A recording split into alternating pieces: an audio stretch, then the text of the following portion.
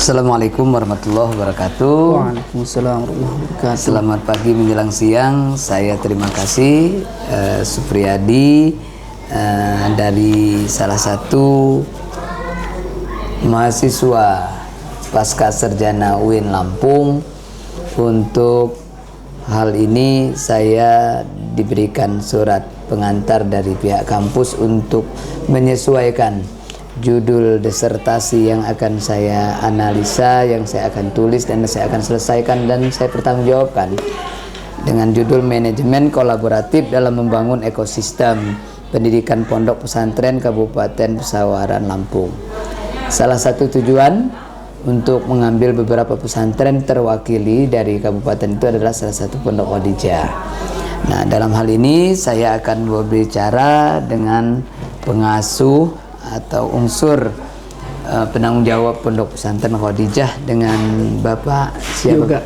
Yoga ya. Terima kasih Pak Yoga, saya Supriyadi. Saya langsung ke beberapa pertanyaan yang mungkin menjurus kepada wawancara. Pertanyaan-pertanyaan ini saya rasa untuk sebatas saya bagaimana menguatkan wawancara ini bisa saya bawa dalam disertasi ya Pak. Baik Pak. Tujuan dan makna sinergi ya, mungkin kalau bicara sinergi ujung-ujungnya bagaimana menjadikan sebuah kekuatan ya Pak. Mengapa kerjasama dengan pemerintah daerah, dunia usaha ataupun perguruan-perguruan tinggi menjadi kebutuhan mendesak bagi pesantren ini Pak? Nah, kira-kira menurut pandangan Bapak seperti apa selaku salah satu unsur pemangku kebijakan di sini Pak? Baik, untuk terkait sinergi dan tujuan ya. Iya. Kenapa sih kita harus bersinergi untuk menjalin kerjasama kepada para pemerintah daerah ataupun dunia usaha dan perguruan tinggi? Karena salah satu yang menjadi penopang kita bisa berdiri itu salah satunya ialah dukungan daripada izin dari pemerintah Pak. Iya. Nah, karena setiap lembaga yang berdiri itu harus ada izin daripada pemerintah daerah. Legal. Nah, itulah dasar kita untuk mendirikan pesantren. Karena apalah daya kita di sini kan tinggal di negara hukum ya Pak. Negara hukum yang dimana di situ diatur dalam undang-undang dan peraturan lainnya gitu ya, peraturan daerah dan peraturan negara. Jadi disitulah kita pentingnya menjalin kerjasama dengan pemerintah daerah. Dan untuk dunia usaha kenapa kita perlu?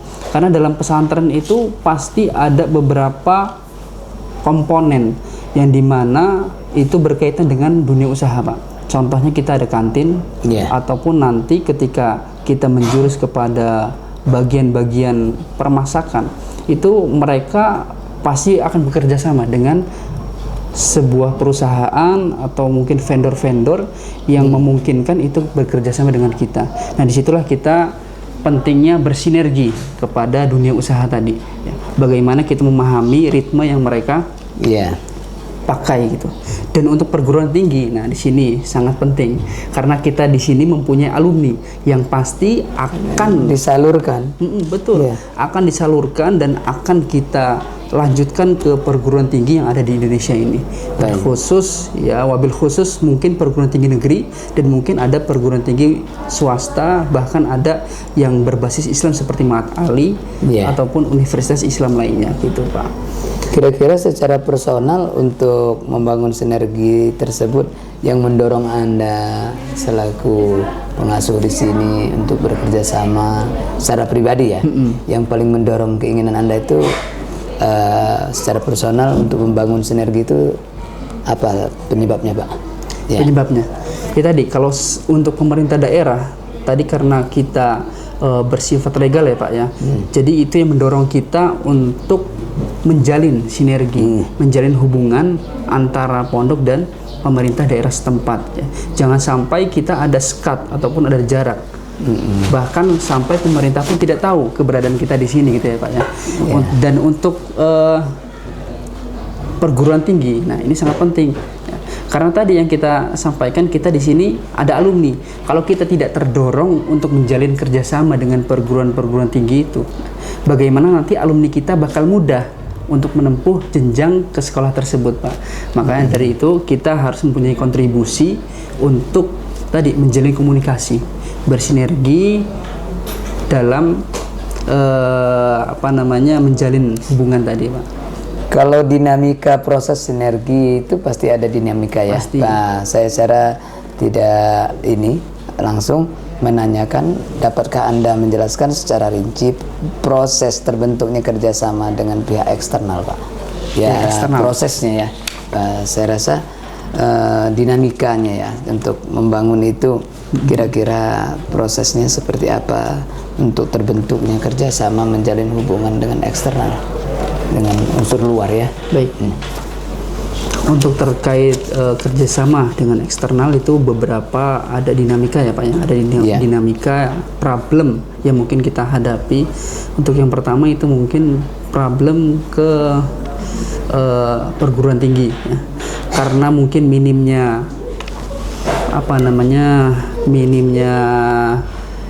relasi ya. Relasi, betul. Relasi kita terhadap perguruan tinggi yang mungkin sudah ternama, Pak. Dan alumni kita bisa dibilang karena kita pondok masih baru ya Pak ya, seumur biji jagung, jadi mungkin belum bisa menembus sampai perguruan tinggi tujuan ternama. Betul. Tapi untuk saat ini kita masih dalam tahap proses ya. Dan ada satu lagi, ketika memang tes SNBP ya yang seharusnya diambil sama santri ya, terkadang ada santri yang menolak gitu. Ya, udah keterima tapi malah dia konsekuensinya pasti akan mempersulit ke depannya. Iya, untuk yang lain. Betul, untuk adik-adik kelasnya bakal dipersulit itu.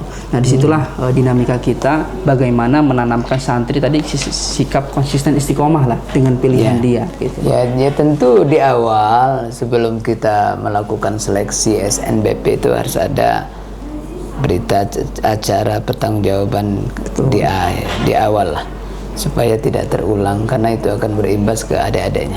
Betul sekali. Baik, mungkin hambatan dan solusi ya Pak ya. Kira-kira hambatan dan solusi ini, pertanyaan saya, pernahkah kerjasama yang sudah dibangun mengalami ya kegagalan lah, kasarnya ngomong, berhenti di tempat nggak jelas atau gimana itu kira-kira? Baik.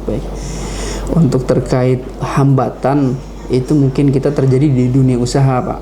Dunia usaha mungkin beberapa vendor ya, kita terjadi hambatan karena minimnya komunikasi antara vendor dan pihak pondok gitu.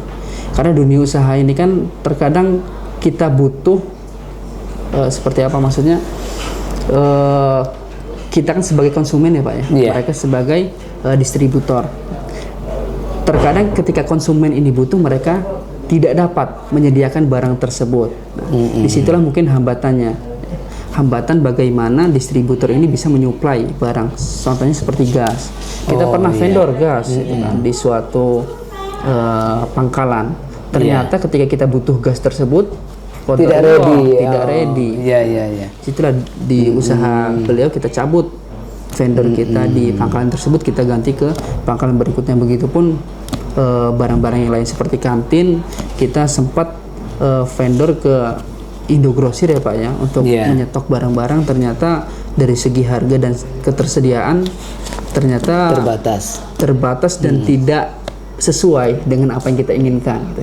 Jadi saat ini kita masih vendor ke yang lainnya seperti itu Pak. Jadi apa yang menjadi penyebab kendala-kendala itu salah satu poinnya itu ya, artinya ketersediaan dan pemasakan. Baik, ke poin 9 Pak, relasional untuk membangun mindset trust ya. Bagaimana sih kepercayaan trust antara pesantren dan masyarakat mitra ya dibangun dari waktu ke waktu ini Pak? Baik. Jadi perlu kita ketahui bahwasanya pondok pesantren ini tidak dapat berdiri kecuali dengan dukungan masyarakat, Pak. Karena kan masyarakat ini menjadi elemen penting terhadap berdiri pondok pesantren. Bisa dibilang masyarakat itu sebagai benteng di luar, yang dimana ketika ada sesuatu yang terjadi pada pondok tersebut, ya pasti ya masyarakat duluan yang bakal maju. Nah, disitulah pentingnya kita membangun relasi kepada masyarakat. Nah, kita di Pondok Khadijah ini itu berbagai macam cara sudah kita lakukan.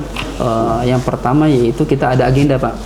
Ketika bulan Ramadan itu ada namanya baksos. Bakti sosial, berbagi. Kita di bulan berkah, kita berbagilah kepada masyarakat sekitar bagaimana masyarakat sekitar itu mencicipi ya, dari merasakan keberadaan ada loh di sini pondok ya, gitu. Jadi kita undang dengan ringkasan acara buka bersama, ada tausiah, bahkan nanti diakhiri dengan pembagian sembako tadi. Ya, Pak? Betul.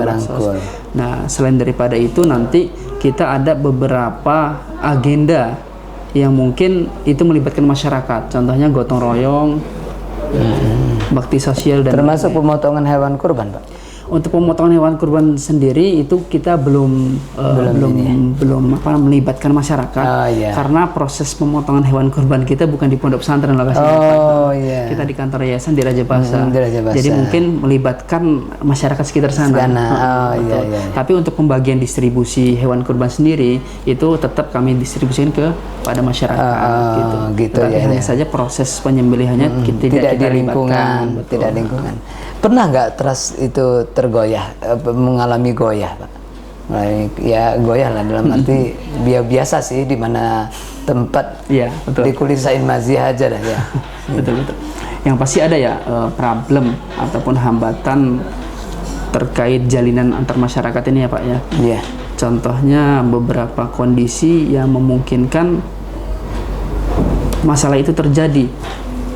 Dulu pernah ada satu orang masyarakat yang mungkin bisa dibilang bukan ketua ya, bisa dibilang bukan preman juga, yang inilah berpengaruh di sini ya, di desa ini. Dan ketika tidak terjalin kerjasama antar kita ya memang membuat masalah di situ. Ya gesekan bahasanya. Tetapi alhamdulillah untuk sampai saat ini itu semua sudah teratasi dan sudah tidak ada kendala lagi. Ya semoga kedepannya tidak ada lagi hal yang seperti itu. Gitu. Cara pemulihan seperti itu apa solusinya? Cara pemulihan bahkan kita cara pendekatan Pak. Pendekatan personal, dan alhamdulillah yang tadinya memang beliau ini termasuk ya bisa dibilang orang yang pengaruhnya besar terhadap tadi masyarakat ya, itu bisa taubat dia Pak. Jadi kalau konflik dan ketegangan itu pernah ya Pak terjadi? Jadi kalau memang pernah terjadi hal seperti itu, hubungan antara pesantren dengan pihak eksternal tentunya kan pasti ya begitu. Betul, ya. Jadi bagaimana proses penyelesaiannya dan siapa yang paling berperan untuk menyelesaikan seperti itu di pondok ini Pak? Jadi untuk penyelesaiannya siapa yang paling berkenan, yang paling berperan ya di situ ya, yang pasti ada yayasan kita Pak. Jadi segala sesuatu masalah yang dimana pondok itu tidak bisa menyelesaikan, itu pasti akan naik ke yayasan. Nah disitulah peran yayasan yang menyelesaikan masalah problem yang tidak bisa diatasi pondok. Contoh seperti tadi, ketika ada problem antar masyarakat, ini kalau masyarakat luas insya Allah tidak ada Pak. Tapi cuma secuil saja yang ini menjadi hambatan kita untuk terjalinnya hubungan tadi. Ya, artinya sekelumit lah ya. Betul. Ya. Nah disitulah yayasan terjun, bernegosiasi, dan alhamdulillah ternyata dengan hadirnya kita di situ, komunikasi kita dengan pendekatan kita seperti memberi sembako, terus memberikan perhatian kepada dia, dan akhirnya dia berubah, bahkan dia bisa lebih respect ya, bisa lebih respect lagi kepada kita. Relasi kuasa ya, dalam hal bagaimana sih Anda melihat pola relasi kuasa antara kiai, ustadz, santri dalam konteks pengambilan keputusan pesantren? Itu kan melibatkan semua unsur ya. Siapa yang paling menentukan arah perubahan? Jadi untuk terkait apa namanya tadi, hal kuasa ya, perihal kuasa terkait kebijakan dan keputusan, itu yang pasti kita menetapkan keputusan itu dengan adanya musyawarah Pak. Musyawarah kita di sini kan dalam pondok ini ada beberapa unit. Yang pertama ada unit SMP, ada unit SMA, dan ada kesantrian, dan dimana setiap unit tersebut ada kepalanya. Nah disitulah kita bermusyawarah untuk mencapai mufakat. Mufakat, dan nanti di situ peran pimpinan pengasuhan tadi untuk mengambil keputusan kebijakan yang baik seperti apa gitu. Jadi bukan semerta-merta kebijakan ataupun keputusan itu dari pimpinan, tapi dapat masukan dari kepala sekolah, kepala kesantrian, baru disimpulkanlah sebuah keputusan. tapi untuk pemegang kuasanya tetap pimpinan. Pimpinan Pak. ya. Pimpinan. Di sini kan ada pertanyaan sedikit di akhir-akhir ini. Makna transformasi ya. Bagaimana Anda memaknai perubahan yang terjadi di pesantren dalam konteks menjadi nilai tradisi, sekaligus merespon bagaimana sih melihat perubahan yang begitu pesat ya, terutama dalam transformasi dalam aspek pembelajaran maupun perubahan-perubahan yang terasa dalam dunia pendidikan ini, lingkungannya seperti itu, Pak. Ya. Kalau kita menilai ataupun melihat dari kondisi zaman kita saat ini ya Pak ya, Ya, jauh kita di khusus di pesantren itu luar biasa dengan adanya pesantren kita di zaman dulu ya Pak ya. Ya, jauh. Kita zaman Jauh batu. sekali, betul. Sekarang zaman stroberi ya. Jadi kalau kita melihat itu bisa dibilang modernisasi lah Pak. Iya. Jadi sekarang itu ada pondok salafiyah dan pondok modern. Nah, pondok modern ini ternyata timbul tadi daripada adanya transformasi. Karena pondok-pondok ini melihat peluang yang terjadi pada zaman ini, baik dari canggihnya teknologi ataupun berkembangnya ilmu pengetahuan. Nah, ketika kita belajar juga di perkuliahan itu ada namanya perkembangan kurikulum. Nah, disitulah kita melihat bagaimana kurikulum ini terus berkembang, Pak. Luar biasa pesatnya. Jadi pendidikan itu, metode pendidikan itu lebih cepat berkembangnya. Iya. Kalau bisa kita lihat itu. Jadi metode kita dulu yang kita diajarkan oleh guru kita itu tidak bisa diajarkan kepada murid kita saat Jauh, ini. nggak bisa. Gitu. Maka ada istilah bahasa tadi itu. Zaman batu kita dipukul biasa, orang tua Betul. nggak ikut campur, Iya. kita disetrap, kita diberi sanksi. Nah, zaman sekarang nggak bisa memang Pak. Kita semalah kamar Betul. dibuatnya. Tentu di sini mengarah kepada inovasi Pak. Inisiatif inovasi. Inovasi apa yang paling Anda banggakan di pesantren ini? Perubahan-perubahan. Jadi dari segi modernisasi ya Pak ya, Iya. teknologi itu sangat penting dalam dunia pendidikan, baik teknologi berupa alat komunikasi maupun teknologi lainnya gitu ya. Jadi dalam segi bukan perlengkapan, dalam Kebutuhan perubahannya. bukan Penunjang kualitas ya, Pak? penunjang, betul. Penunjang ya? Seperti contohnya kita dulu kan di pondok itu nggak ada AC ya Pak ya. Oh iya. Nggak ada AC. Sarana prasarana. Betul. Bahkan kamar tuh belum Wah, dikeramik. jauh Pak. Sarana-prasarana Kita itu. dulu nggak ada. Fasilitas lah bisa dibilang fasilitasnya. Tidur aja kita pakai tikar Pak. Dari segi fasilitas itu kita bisa melihat bagaimana wali santri itu menilai Pak. Jadi wali santri sekarang itu yang dilihat ketika masuk pondok pesantren gimana sih kondisi kamarnya gitu. Yang dilihat mereka 3 aspek Pak. Betul. Pertama kebersihannya ya. Kamar mandi, Betul. tempat tidurnya nyaman nggak? Fasilitas, gitu ya. Iya, luar biasa. Sampai di ujungnya kelasnya.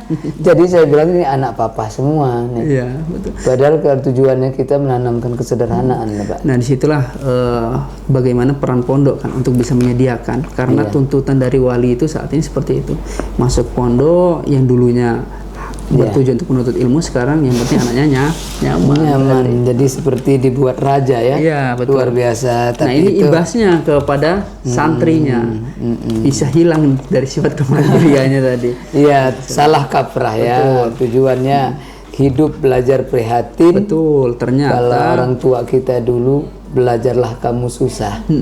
Kalau kamu ketemu senang, ya wajar.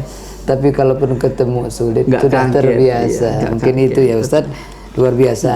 Saya sudah banyak sekali pertanyaan dari awal hingga akhir. Kita conclusion aja, kita tutup di halaman nomor 27 itu. Sekilas tentang pertanyaan penutup ini. Dari poin 3 ini dari mana? Dari semua hal yang telah kita bicarakan yang begitu luas. Apa sih yang menurut Anda paling penting dan sering diabaikan dalam membangun kolaboratif?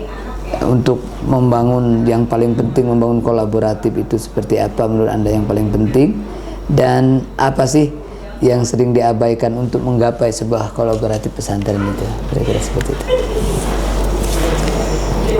Kolaboratif terhadap masyarakat luar atau Secara seluruhnya? secara umum ya. Secara umum. Secara umum. Baik, untuk terhadap dunia pesantren sendiri itu memang banyak ya, kita berkolaborasi kepada beberapa pihak, baik dari wali santri, baik dari masyarakat luar, alumni, baik pemerintah. Nah, disitulah kita berupaya dan berusaha untuk menjalin komunikasi, dan hambatan biasanya terjadi tadi karena adanya konflik internal tadi Pak, misal kepada wali santri. Kepada wali santri itu terkadang karena santri yang salah, walinya tidak terima. Biasanya seperti itu. Begitu, luar biasa ya. Kalau kepada alumni biasanya sudah kita buatkan grup, buatkan wadah untuk mereka berkumpul, bersosialisasi. Ternyata ada yang memang beberapa yang bandel lah Pak. Ya, hal betul yang lumrah ya. Berkolaborasi, menyamakan. Ya, padahal kita kan membuat wadah untuk alumni itu biar bisa berkolaborasi. Apalagi mereka yang nanti bakal melanjut ke perguruan tinggi dan bakal menjadi orang-orang di luar sana ya Pak ya, dari tenaga kesehatan, tenaga pendidikan, dan tenaga-tenaga lainnya, itu yang mungkin nanti bisa kita kolaborasikan, bisa menjadi sebuah kekuatan bagi pondok pesantren gitu Pak. Nanti pondok pesantren yang bisa mempunyai rumah sakit, bisa jadi pondok pesantren yang mungkin pengajarnya dari santri itu santri itu yang paling penting. Kalau untuk yang sering diabaikan, salah satunya apa itu Pak? Kira untuk membangun itu yang diabaikan. Sering diabaikan terkadang kepada masyarakat Pak, kurang komunikasi kepada masyarakat ya, karena mungkin dengan riwahnya, dengan sibuknya dunia pendidikan ya Pak ya, mungkin dari segi tenaga pendidik ini belum mampu ataupun belum bisa open kepada masyarakat luar Pak. Baik, saya rasa yang penutup ini, adakah hal lain termasuk yang mungkin sering atau tidak sering dibicarakan atau sering dibicarakan yang ingin Anda sampaikan terkait bagaimana membangun kenyamanan ekosistem di pondok ini? Baik, jadi untuk membangun ekosistem terkhusus santri ya Pak ya, karena di sini santri sebagai konsumen kita, bukan konsumen, bisa dibilang yang kita bukan sediakan, kita fasilitasi santri ya, mereka bagaimana nyaman. Jadi bagaimana kita membuat santriwati ini nyaman? Yang pertama tadi kita sediakan fasilitas yang memang menunjang untuk mereka hidup lebih mapan lagi gitu Pak. Seperti kamar kita berikan AC, terus kelas kita berikan proyektor dan lain-lain gitu. Dan untuk segi keamanan itu kita berikan security Pak. Kita berikan satpam yang standby 24 jam, lalu kita berikan CCTV. Jadi yang dimana dulu itu kehilangan di pondok pesantren itu wajar, ya jangan sampai itu menjadi hal yang berterus masuk lubang kedua kali. Betul. Jadi jangan sampai itu menjadi kebiasaan lah, kita batasi di sini. Kita sediakan CCTV untuk memantau bagaimana ketika ada kehilangan kita bisa menemukan siapa pelakunya gitu ya. Kami juga sempat kebobolan kan. Ya memang itu evaluasi. Iya betul. Nah, bagaimana kita bisa mengantisipasi jangan sampailah terjadi gitu kan. Kita dulu di pondok ya kayak pakaian dan lainnya hilang itu ya wajar ya Pak ya, Pak. Tapi sekarang zaman yang canggih ini kita gunakan teknologi itu untuk membangun kenyamanan, memperkecil kemungkinan. Memperkecil kemungkinan. Dan kita juga di sini untuk terkait pendidik laki-laki itu dibatasi Pak. Jadi memang ada waktu-waktu tertentu saja, Senin sampai Sabtu itu ada pegawai laki-laki dari jam 1 sampai jam 2 siang. Setelah itu murni perempuan semua, kecuali yang tinggal di pondok pesantren dan satpam. Oke, berarti dibatasi dalam hal interaksi ya, baik antar santriwati dan ikhwan lah, laki-laki. Saya dari percakapan ini tentu sudah banyak sekali mendapat informasi, sehingga mudah-mudahan dari pertanyaan ini bisa nanti saya rangkum dan bisa saya mengambil sebuah pengamatan bahwa pentingnya bagaimana membangun komunikasi dan bagaimana kendala kelemahan kita di masyarakat itu. Kalau kita juga kurang berkomunikatif maka akan berdampak bla bla bla bla. Jadi itu Ustaz ya, karena durasi ya. Karena waktu saya juga sudah. Terima kasih dengan Ustadz Yoga ya. Mudah-mudahan di waktu yang lain kita bisa bertemu lagi ya Pak ya. Ya sharing lah Pak. Iya, Kita kan nggak pernah berhenti untuk belajar ya Pak. Betul. Saya pun dalam hal ini sudah terima kasih banyak. Sudah diberikan jembatan, fasilitas, sehingga dengan harapan dukungan untuk menyelesaikan disertasi ini dibantu salah satu medianya Khadijah.